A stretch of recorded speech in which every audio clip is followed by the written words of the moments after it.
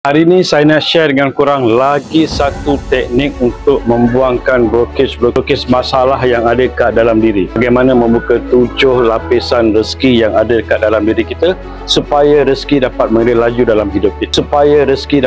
laju dalam hidup kita. Ini sangat simple yang jarang di-sharekan dekat luar sana,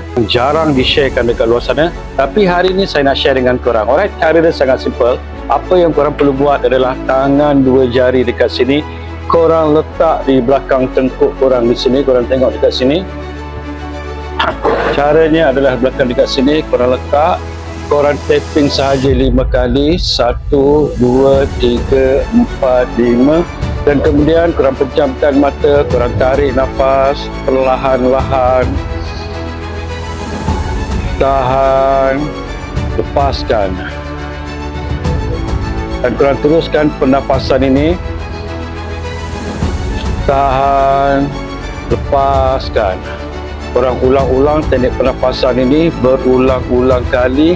Nanti korang akan rasakan sendawa yang teruk sangat. Bermaksud proses pembersihan ataupun pemulihan sedang berlaku dalam diri korang. Terus buatkan, kalau boleh korang buatkan 5 minit dan korang tengok resultnya, bagaimana diri korang, jiwa korang, hati korang. Dan yang paling penting, korang tengok nanti bagaimana rezeki akan mula datang dekat korang. Alright?